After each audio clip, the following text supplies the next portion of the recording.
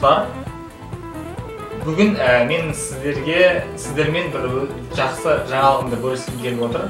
Ол өзімнің ағылшын тіліндегі тұңғыш толық метрлі көркем фильмнің сценарийін аяқтадым. Қазір Лос-Анджелеске профессионал ридерлер дейді, жаңағы оқып, соның анализ жасайтын сценарийге сол жаққа жіберілді. Яғни бұл менің шығармашылық кәсіби карьерамдағы бір үлкен қадамдардың бірі болды. Сондықтан осы қуанышымды сіздермен бөліскенді дұрыс санадым. Дұрыс түсініңіздер, бұл бір мақтану емес, немесе бұл бір уәдені үйттеу емес. Бұл осы өміріміздегі бір кішкене бір қуаныштардың, бір қадамдардың бірі деп қабылдасаңыздар болады. Және бұны айтып отқан себебім, мен осы бүгінгі блогымды жалпы голливудтық фильм өндірісіндегі сценарийдің рөлі, ол қалай жазылады, ол қандай талаптарға сәйкес болу керек деген қызықты ақпараттармен бөліскенді жөн санадым. Ендеше алдағы 15 минутта менімен бірге болыңыздар. Ең алдымен жалпы сценарий жазу үшін не керек? Біріншіден арнайы программа керек. Әрине арнайы программа үшін бөлек компьютер керек. Содан кейін мынандай бұрандалар керек. Сосын отвертка керек. Сосын кофе керек. Немесе энергетикалық сусын керек. Әрине бұл жағы сәл әзілшілік аралас бөлігі. Бірақ бұл жағына біз жетеміз. Қазір мен жалпы ұзақтығына байланысты тоқталайын. Орташа ұзақтық 120 бет. Немесе 100 бет пен 120 беттің аралығында болады. Бұл жердегі мақсат сценарийдегі бір бет кинодағы 1 минут саналады. Сондықтан сіздің 120 беттік сценарийіңіз 120 минуттық киноға айналады деген сөз. Жанрға байланысты, мысалға триллерлер одан ұзақ болуы мүмкін, немесе романтикалық комедиялар одан сәл қысқа болуы мүмкін. Яғни 90, 100, 110, 120 беттік жағы өздерінің сценарийдің стандарттары бар. Сценарий үшін студиялар қанша төлейді деген сұрақ бәрін қызықтыруы мүмкін. Ол туралы да қысқаша ақпарат бере кетейін.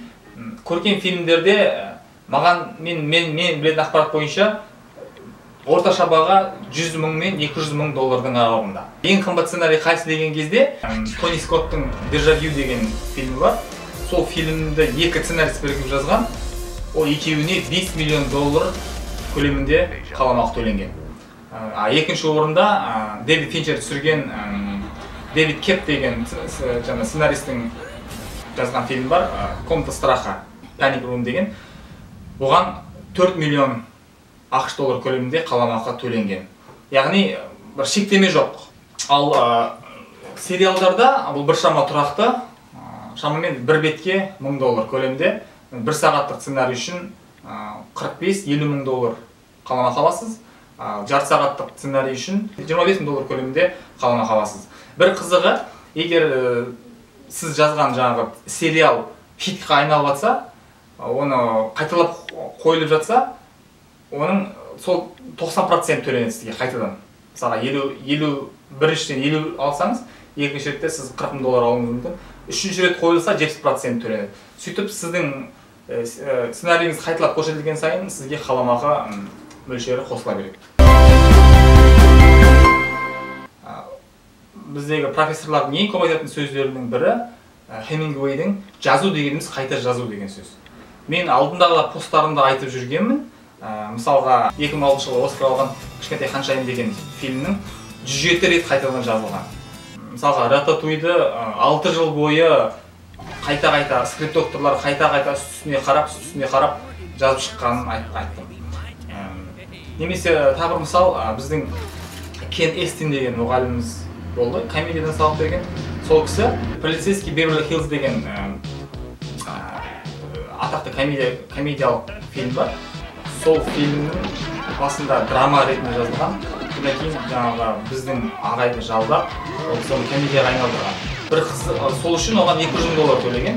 Бір қызығы титрда оның аты жоқ. Яғни титрда бір адамның 2 адамның аты тұрғанмен, бұның ар жағында қаншалаған скрипт докторлардың, скрипт супервайзерлардың жұмысы жатыр. Сол үшін де осы pre-production жаңағы продакшнға дейінгі жұмысы жақсы істелгеннен кейін жаңағы сапалы фильмге айналып жатады. Сценарий жазған кезде мен жаңа айттым, арнайы программа керек деп. Олар бірнешеу. Мысалға сіз монтаж жасау үшін Avid қолданасыз, немесе Adobe Premiere қолданасыз.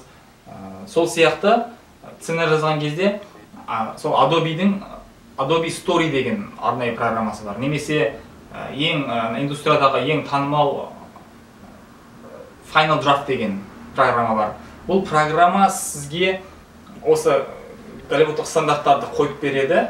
Яғни сіз оның шрифтінің мөлшері, мысалға бұл жерде жаңағы сценарийде мынандай адамның аты қай жерге, диалог қай жерге жазылады, мынау қимыл әрекеттерді көрсететін, мысалға жаңа ерік орнынан тұрып, мысалға есікті ашты деген сияқты қимыл әрекеттер қай жерге жазылады, телефонмен сөйлесу қалай түсу керек, арнайы эффектілер қалай жазылу керек. Осының барлығы осы программаның стандарттарына сәйкес жүзеге асырылмаса, сіздің сценарийіңізді ешкім оқымайды.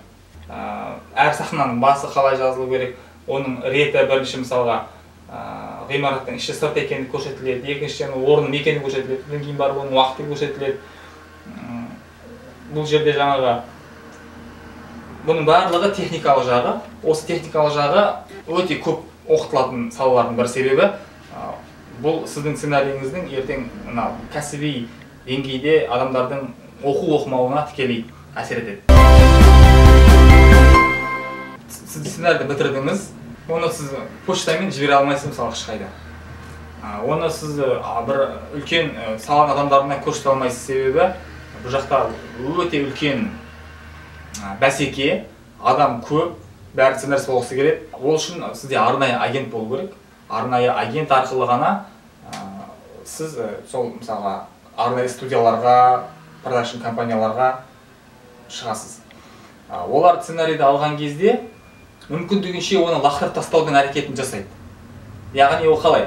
Яғни сіздің сценарийіңізден қателік табу арқылы бұны оқымауға әрекет жасайды. Бұның ішінде қандай жақсы нәрсе тұрған болуы мүмкін, бірақ арнайы бір сол кәсіби талаптар сақталмаса, бұл сценарий бірден мусорға кетеді. Ол қандай талаптар? Біріншіден, мысалға бетін қарайық. Бетінде артық нәрсе болмау керек. Сценарийдің аты, кім жазғаны, мына жерде жаңағы электрондық поштаңыз, осындай ғана ақпараттар болады. Егер бұның бетінде мысалға түрлі түсті қағаз болса, бір керемет көрінсін деп түрлі түсті қағаз жапсырып, немесе сурет қойып сыртына, немесе бір арнайы дизайн жасап, немесе мына ненің киноңыздың атын бір шрифтпен қойып әдемілеп, немесе тіпті сыртындай салафанмен қаптап деген сияқты, салафанмен пластикпен қаптап өйтіріп жіберсеңіз, ол мусорға кетеді. Себебі бұл қарапайым қағиданы сақтау керек. Тіпті мынандай несі бекіту. Мен бағана енді бекітіп айтқан жоқпын бұрандаларда.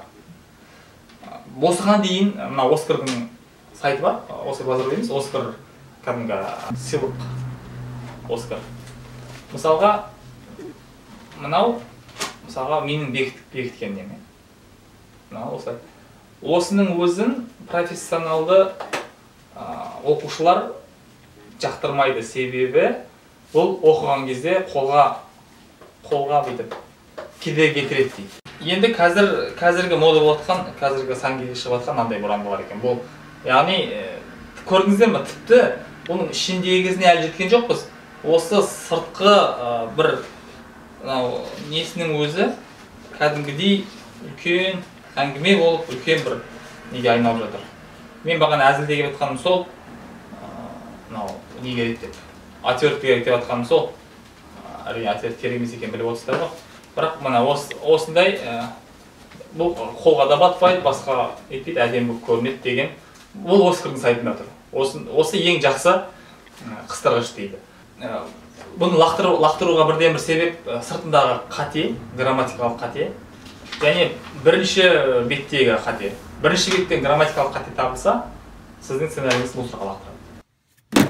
Менің бір досым айтпақшы, жалпы бұлардың мақсаты әйтеуір лақтырып жіберу дейді. Неге? Себебі бәсеке өте жоғары. Жаңағындай 100 мың миллиондаған әңгімесі болған кезде адамдар қызығуы мүмкін, бірақ бұл соншалықты қымбат болған сайын соншалықты қиын кәсіп екеніне көз жетті. Ол жалғыз менің сөзім емес, оны барлық профессорлардың, барлық сценаристердің айтатын сөзі. Тіпті осы жаңағы фильм командасындағы режиссерлар, операторлар барлығы да ең қиын жұмыс осы сценаристің жұмысы екендігін мойындайды. Және бұл жаңа тағы айтамын, бұл бір адамның шаруасы емес, бұл бірнеше адамның миы қосылып, бірнеше рет жазылып, бірнеше уақытты алып жасалатын өте қиын шаруалардың бірі, өте үлкен қажырлықты талап етеді екен, бұл өте еңбекқорлық талап етеді екен. Біздің Майкл бір-бірімен ағайымыз айтпақшы, ана-мынауды қойыңдарда құйрықтарыңды креслоға жабыстырыңдар дейді. Құйрықты креслоға жабыстырып отырмай шаруа бітпейді дейді.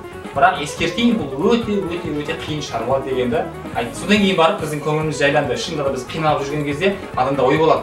Менде талант жоқ шығар, мен жаза алмайтын шығар, мен неге сонша қиналып жатырмын деп. Бірақ мына біздің де арамызда болашақта сценарист боламын, Нолан боламын, режиссер боламын деген жастар болса, талапкерлер болса, айтарым сценаристік қабілетті дамытудың бір ғана жолы бар, ол жазу. Сол бүгінге осы. Амандықта